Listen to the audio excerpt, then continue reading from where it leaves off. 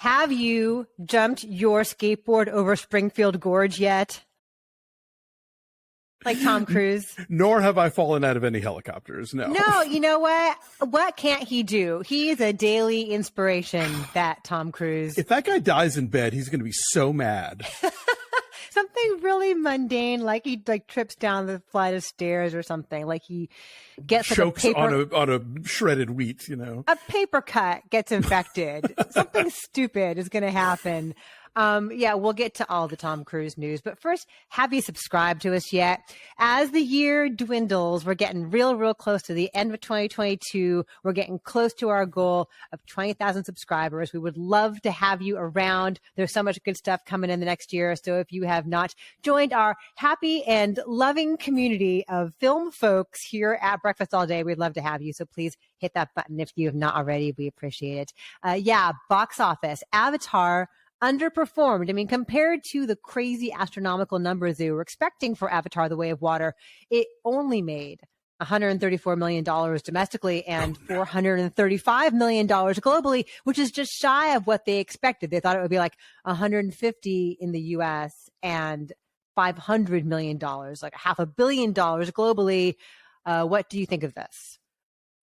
I mean, there is a pandemic on. Let's not forget that this whole thing isn't over. People are, we're starting to see hospitals filling up again. We're starting to see the numbers getting a little crazy because it's colder weather, because people are starting to gather again. So I'm sure that plays into it, and maybe those numbers didn't take that into account.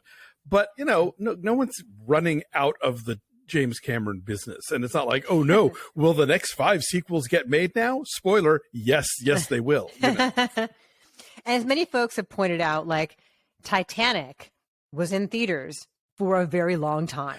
The first Avatar was in theaters for a very long time. And of course, those are totally different scenarios many, many years ago. Sure. But these movies have legs, even underwater.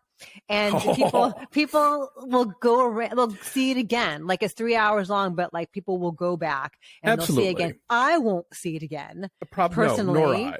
But once is enough for me. I think, yes, these are movies not only that draw repeat business, but no one is thinking, oh, I'll watch it again streaming. If you want to watch it again, you're going to want to watch it again with all bells and whistles intact.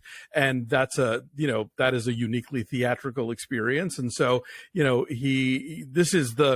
this is his medium anyway, but I think it's very shrewd in terms of the marketplace right now. Like, how do you get people to insist on seeing a film in the theater as opposed to waiting and watching it at home? And if you are down for everything that Avatar 2 is giving you, you're going to be down for it on the big screen.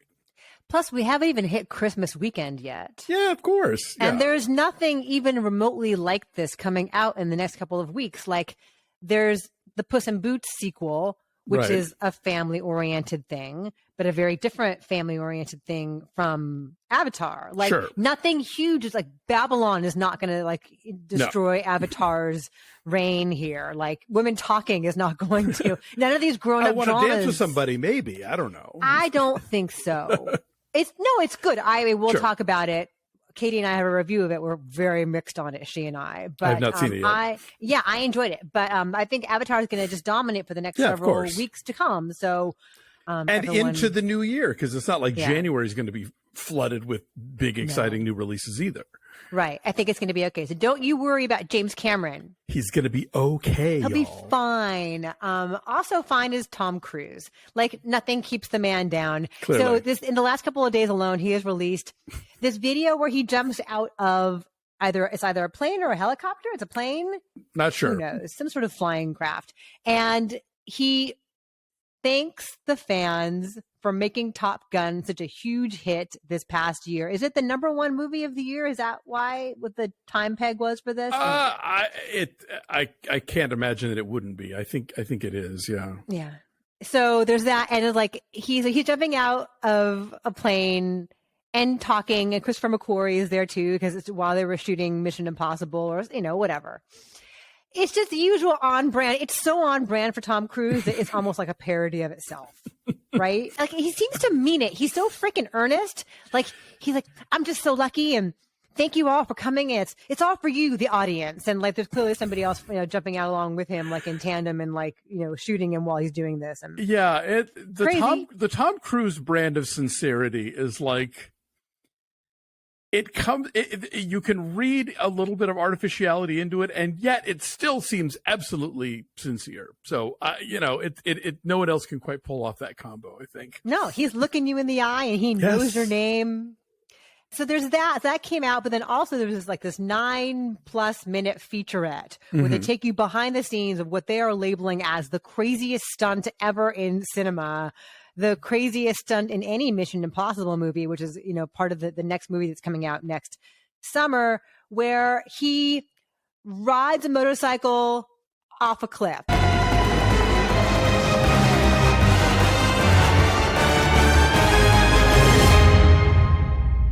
He is in it. It's him, like he's flying the planes in Top Gun, like he wants you to know it's him, and the camera's right there to let you know it's him. It's not some stunt double half his age, and you see him like doing it over and over and over again. You see the months and months of preparation, then going into like building the ramp and like taking into account like various trajectories and like crosswinds and.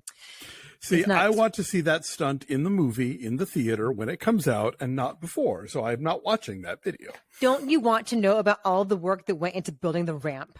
After, maybe. Put it when it's a Blu-ray extra, sure. But before the movie, no.